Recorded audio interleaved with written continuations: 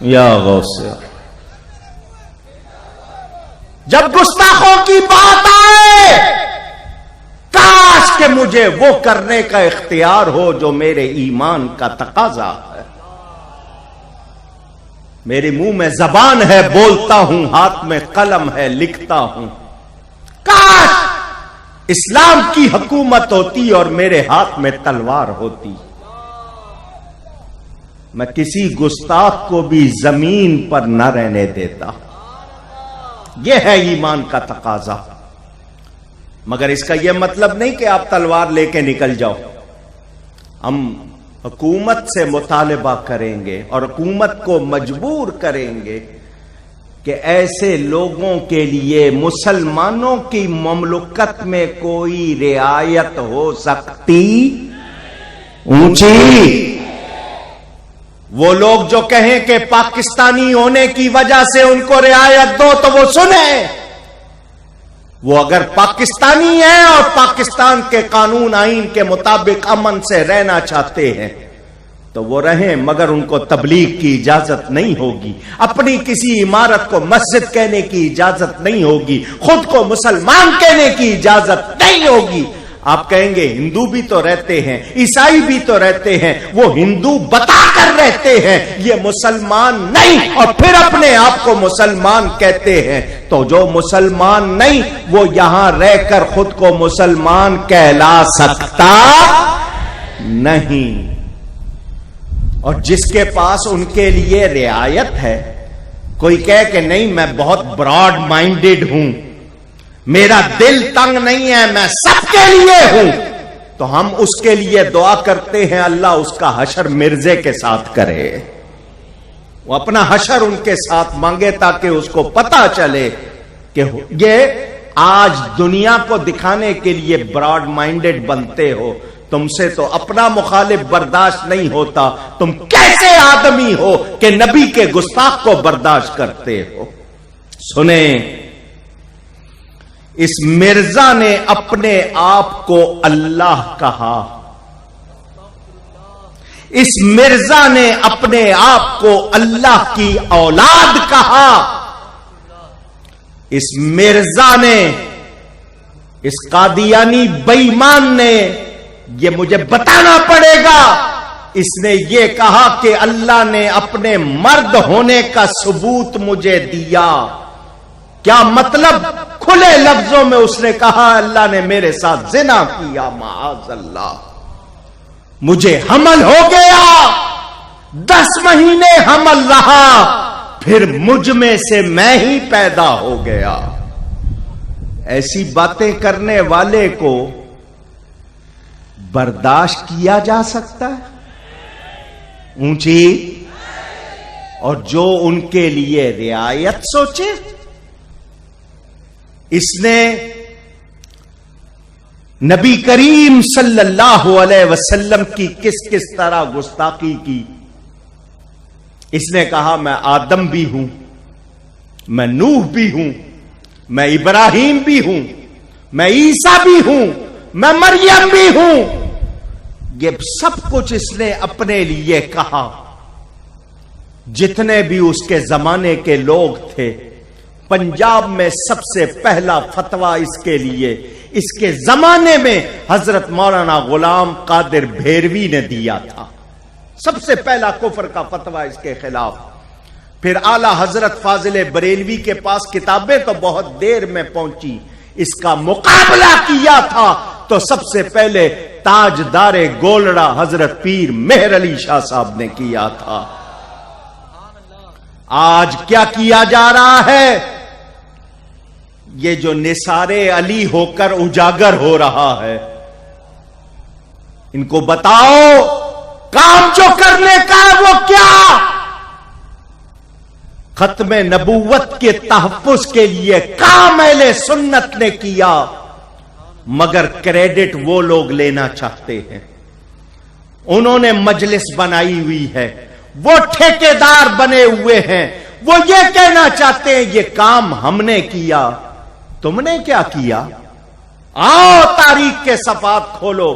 1952-53 میں جب یہ تحریک چلی تھی میرے والد جیل میں گئے تھے، 10 مہینے جیل میں رہے. ایک ہفتے میں میرے 2 بڑے بھائی والد صاحب جیل میں ہیں, ایک ہفتے میں دونوں انتقال کر گئے. ڈپٹی کمشنر آیا اور آ کر والد صاحب سے کہا معافی نامے پر دستخط کر دو, آپ کو رہا کر دیں گے.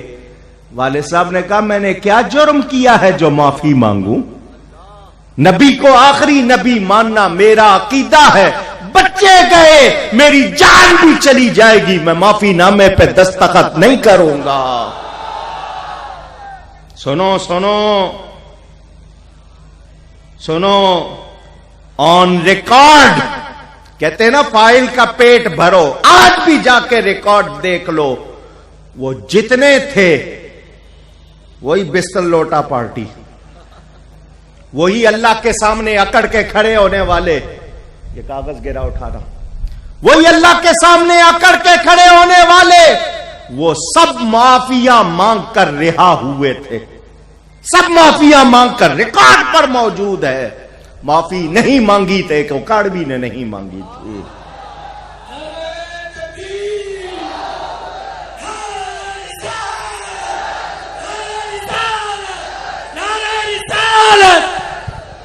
یہ تحریک چلی, اس وقت کون تھا اس تحریک کو چلانے والا؟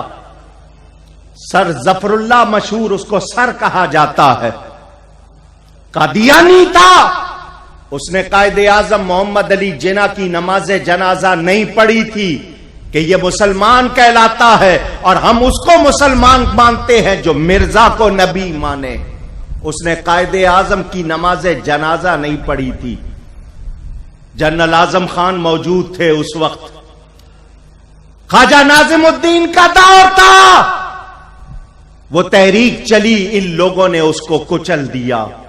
پھانسی کی سزا سنائی گئی تھی, مولانا عبدالستار نیازی کو سنائی گئی تھی.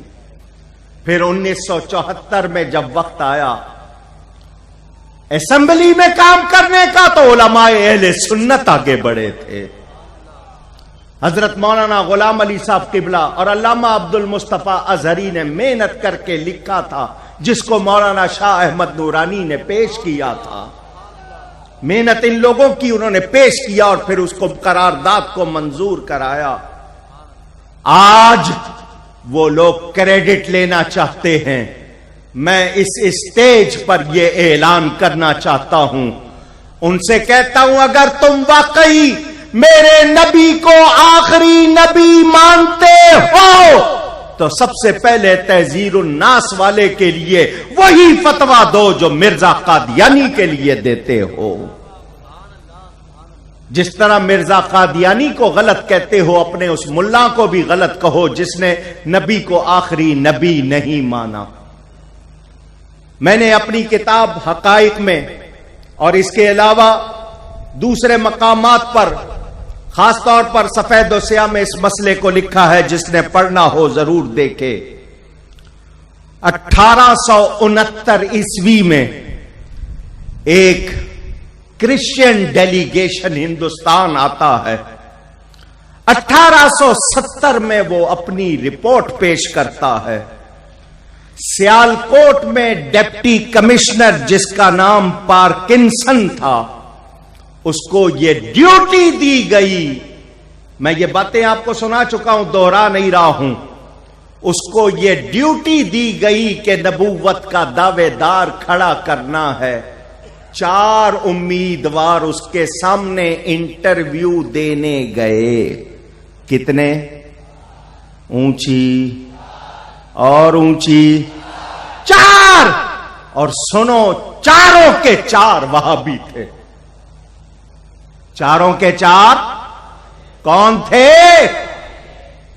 چاروں وہابی تھے. ان میں یہ مرزا بھی شامل تھا. اس مرزا نے جیسی باتیں کی, انہوں نے کہا کام کا آدمی یہ ہے, یہ کامیاب ہوا, یہ انگریز کا بنایا ہوا, یہ انگریز کا خود کاشتہ پودا ہے. اس نے آتے ہی پہلی وحی کیا بیان کی, چھوڑ دو اے دوستو جہاد کا خیال, دین کے لیے حرام ہے جہاد اور قتال.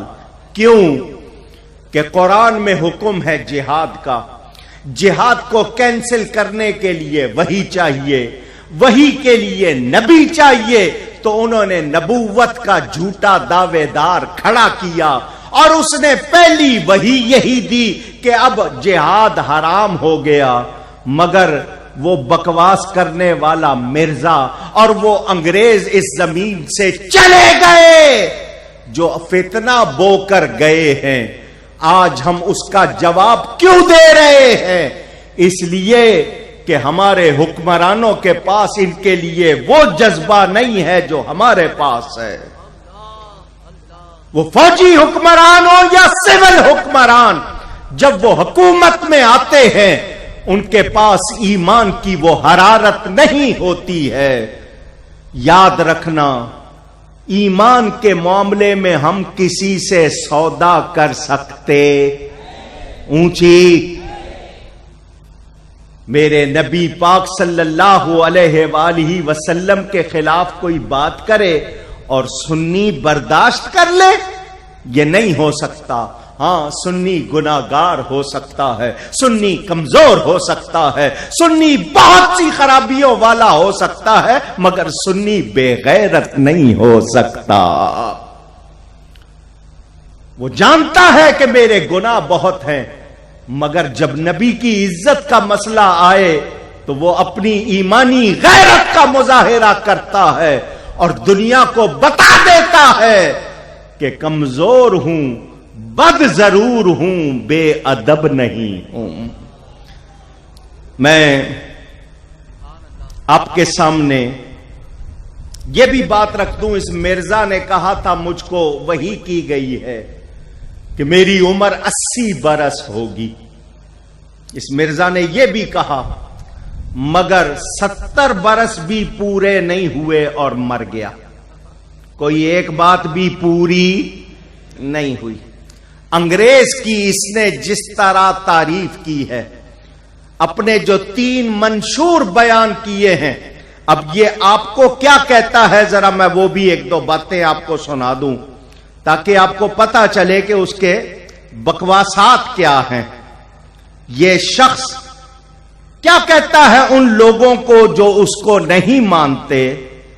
وہ کہتا ہے جو مجھے نہیں مانتے وہ رنڈیوں کی اولاد ہیں۔ سن رہے ہیں آپ؟ یہ اس کے الفاظ ہیں۔ وہ کہتا ہے قادیانیوں کا خود ساختہ جو بھی دعوے دار کہ میرے مخالف جنگلوں کے سور ہیں اور ان کی عورتیں کتیاں ہیں، جو آپ کے لیے ایسے لفظ کہے آپ جواب میں کیا کہیں گے؟ پوچھنا چاہتا ہوں۔ ہم اس کو یہ کہیں گے یہ تو اپنی باتیں کر رہا ہے، جو تجھ کو نہیں مانتے وہ جنتی ہیں، جو تجھ کو مانتے ہیں وہ دوزخی ہیں۔ ہم نبی پاک کے غلام ہیں، اور نبی پاک کے غلام اس طرح کے نہیں جیسا تو سمجھتا ہے۔ وہ کہتا ہے میں کبھی آدم، کبھی موسیٰ، کبھی یعقوب ہوں، کبھی ابراہیم ہوں، نسلیں ہیں میری بے شمار۔ تو اس کو آج تک یہی نہیں پتا چلا کہ تو مرد تھا یا عورت تھا، تجھے اور کیا پتا چلنا ہے؟ اور خود اس نے یہ شعر آپ کو بہت سننے کو ملا ہوگا، شاعری بھی کرتا تھا، کتاب کا نام ہے در ثمین، اس میں اپنا تعارف خود کراتا ہے مرزا۔ کرم خاکی ہوں میرے پیارے، نہ آدم زاد ہوں۔ کرم کیڑے کو کہتے ہیں، خاک مٹی کو، وہ کہتا ہے نا مٹی کا کیڑا ہوں، نہ آدم کی اولاد ہوں، پھر کیا ہوں بشر کی جائے نفرت اور انسانوں کی عار۔ تو آپ کے پورے جسم میں جو نفرت کی جگہ ہے وہ کیا ہے؟ اور عار کہتے ہیں پیٹھ کو۔ وہ تو کہتا ہے میں بندے کا اگلا یا پچھلا ہوں، تم نبی کدھر سے مانتے ہو اس کو؟ نہیں سمجھ آ رہی بات؟ خود اپنے بارے میں گند لکھا اس نے، جو آپ کو میں نے بتایا۔ ماں کا نام چراغ بی بی، عرف اس کو گھسیٹی کہتے تھے۔ کیا کہتے تھے؟ اونچی گئی ہے گھسیٹی کا بیٹا. اور اس بے ایمان نے حضرت عیسیٰ علیہ السلام کے بارے میں کیا لکھا ہے مجھے منہ پر لاتے ہوئے تکلیف، مگر آپ کو بتانے کے لیے کہ حضرت عیسیٰ کی 3 نانیاں اور دادیاں طوائف تھی. معاذ اللہ. اس قدر گستاخیاں جو کرے بولو، اس کو کوئی برداشت کر سکتا؟ اور سن لیں آپ میرے دوستوں اور بزرگوں، چونکہ حضرت عیسیٰ علیہ السلام کا بیان اور امام مہدی کا بیان حدیث کی کتابوں میں موجود، اس نے پینترے بدلے. اب کراچی میں کیا ہو رہا ہے ذرا سنو. کورنگی میں دیندار انجمن بنی ہوئی ہے. ان کا کیا ہے؟ ہرے رنگ کی پگڑیاں باندھتے ہیں، گیروے رنگ کا کرتا پہنتے ہیں. یہ مرزا قادیانی کا خلیفہ صدیق چند بشسوار یہ اس کے ماننے والے ہیں. یہ مرزا کو نبی تو نہیں مانتے، ولی مانتے ہیں. تو جو کسی مرتد کو مسلمان مانے خود مسلمان رہے گا؟ اونچی دھوکہ دے رہے ہیں. نام رکھا دیندار انجمن، اور کام کیا ہو رہا ہے وہ آپ کے سامنے ہے. اس کے حوالے سے 2-3 شعر بھی آپ کو سنا دیتا ہوں. حالانکہ میرا یہ مزاج نہیں ہے، مگر آپ کو وہ شعر سنا دیتا ہوں. ہمارے پاکستان کی ایک قانون میں اگر کوئی گاڑی رات کے ٹائم چلے اور اس کی ایک لائٹ بند ہو، ٹریفک پولیس سارجنٹ اس پہ جرمانہ کرتا ہے یا نہیں؟ پوچھ رہا ہوں. قانوناً منع ہے یا نہیں؟ تو ایک آنکھ والی گاڑی الاؤ نہیں ہے تو ایک آنکھ والا نبی کدھر سے آ گیا؟ سنیں، مرزا قادیاں کی تصویر دیکھیے. مرزا قادیاں کی تصویر دیکھیے، انسان کی شکل میں خنزیر دیکھیے. دیکھ کر شیطان مردود کہنے لگا یہ مجھ سے بھی بڑھ گیا تقدیر دیکھیے. یعنی شیطان کو بھی اس نے پیچھے چھوڑ دیا. شیطان بھی کہہ رہا ہے یہ میرے سے بھی آگے نکل گیا. اب وہ کہتا ہے وہ کنجر ولد الزنا. یہ الفاظ مرزا قادیانی کے. کنجر کہتے ہیں جو آپ کو پتا ہے ناچنے گانے کا کام کرنے والے. ولد الزنا حرام اولاد. وہ کہتا ہے جو مجھے نہیں مانتے وہ سارے کے سارے کنجر اور ولد الزنا ہیں. اپنی بیویوں کو انہوں نے امہات المومنین، اپنے ماننے والوں کو صحابہ کہا، اور ان کی پوری لسٹ موجود ہے. اور کمال کی بات یہ ہے کہ جس کو اس نے اپنے قریب کیا انہوں نے بھی نبوت کے دعوے کر دیے. اس نے ان کے خلاف پھر کارروائی کی. انہوں نے کہا تو ہو سکتا ہے تو کیا ہم نہیں ہو سکتے؟ اب یہ سلسلہ کتنا چلا ہے اس کو میں آپ کو سنا دوں تاکہ آپ کو پتا ہو. حضرت ابو بکر الصدیق رضی اللہ تعالی عنہ کے عہد خلافت میں مسیلمہ کذاب جس نے نبوت کا دعویٰ کیا تھا، پھر مختار بن عبیدہ ثقفی کوفہ میں اپنے آپ کو اہل بیت کا غلام کہتا تھا. جب اس نے قاتلان حسین سے بدلہ لیا تو اس نے نبوت کا اعلان کیا. حضرت مصعب بن زبیر نے اس کا کام تمام کیا.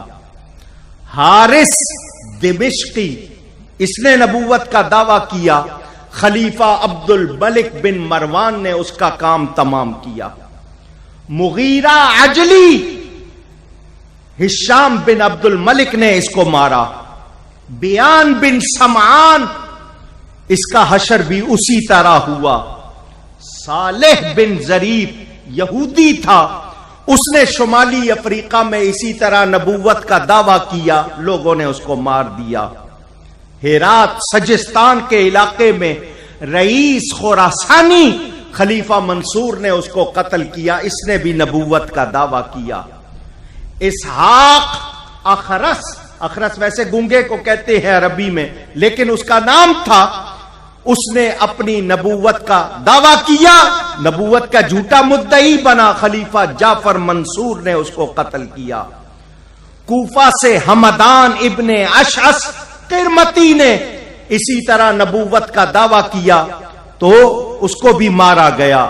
علی بن محمد خارجی تہران ایران کے شہر میں اس نے دعویٰ کیا، حاکم بصرہ نے اس کو مارا. عامیم بن من اللہ ریف کی سرزمین ملک مغرب میں واقع، تو ایک جنگ میں اس کو بھی مارا گیا. علی بن فضل یمنی صنعاء میں اس نے نبوت کا جب دعویٰ کیا تو اسی طرح ایک مجاہد نے آگے بڑھ کر اس کو قتل کیا. عبد العزیز حاسدی اس نے نبوت کا دعویٰ کیا، لشکر اسلام نے اس کو قتل کیا. ابو القاسم احمد بن قسی نے نبوت کا اعلان کیا، مراکش کے حکمران عبد المومن نے اس کو قتل کیا. حضور نے فرمایا تھا میرے بعد 30 لوگ نبوت کا جھوٹا دعویٰ کریں گے، ان میں ایک یہ مرزا قادیانی بھی ہے. یہ لوگ جو آج آپ کو یہاں جمع کر رہے ہیں تو کیوں آخری باتیں سن لو، جلسہ ختم ہو جائے گا، جا کر سو جاؤ گے. کبھی دیکھا ہے سوشل میڈیا پر کیا ہو رہا ہے؟ آپ کے سرکاری ٹی وی پر رمضان میں کون آ کے چیختا رہا کہ آپ نے پی ٹی وی کو احتجاجی خط لکھے؟ آپ کے ارد گرد کون کون سی سازشیں ہو رہی ہیں، کھانے پینے کی کون کون سی اشیاء ان لوگوں سے آپ کو کھلائی جا رہی ہے، آپ کو ہوش نہیں ہے. سنیو، میں بول رہا ہوں، سن رہے ہو. کل اگر کوئی بولنے والا نہیں ہوا تو کہاں سے سنو گے؟ جاگو، اپنے بچوں اور عورتوں کا ایمان بچاؤ. یہ جو آیتوں کے نمبر اور سورتوں کے نمبر سنانے والے ٹی وی پر آ جاتے ہیں، وہ لوگ جن کو حکومت کل عدم کہتی ہے مگر کھلی چھٹی دی ہوئی ہے، کیا ان سے اپنے آپ کو بچانا چاہتے ہو؟ پوچھ رہا ہوں آپ سے. اپنے ایمان کی حفاظت چاہتے ہو تو اپنی مسجدیں آباد کرو، اپنے مدارس کو مضبوط کرو، اپنے علماء کو قوت دو تاکہ ان کی آواز آگے بڑھے. کب تک مطالبے کرتے رہو گے؟ اٹھو اور ثابت کر دو دنیا میں جب تک کوئی ایک بھی سنی موجود ہے، نبی کا کوئی گستاخ سر اٹھا کے نہیں چل سکے گا. یہ ثابت کرنا ہوگا مجھے اور آپ کو، اپنے عمل سے اس کا ثبوت دینا پڑے گا.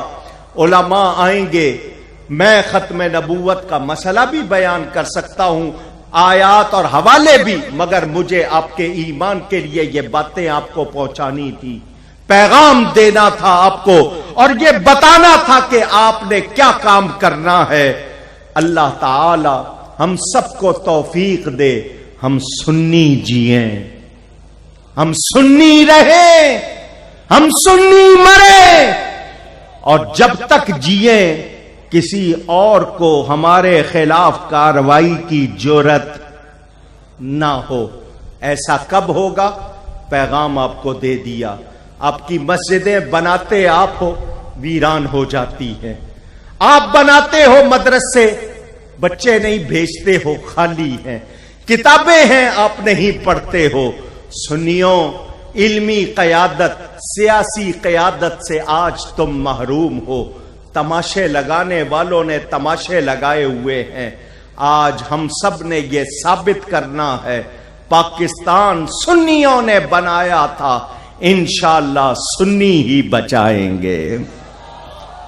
ختم نبوت کانفرنس کے انعقاد پر مولانا نثار علی اجاگر ان کے رفقا کو مبارکباد پیش کرتا ہوں اور دعا کرتا ہوں اللہ تعالی پاکستان کو سلامت رکھے اور ہم سب اہل سنت و جماعت متحد رہیں. گفتگو میں کوئی غلطی ہوئی ہو اللہ کی بارگاہ میں توبہ کرتا ہوں. والسلام علیکم ورحمۃ اللہ وبرکاتہ.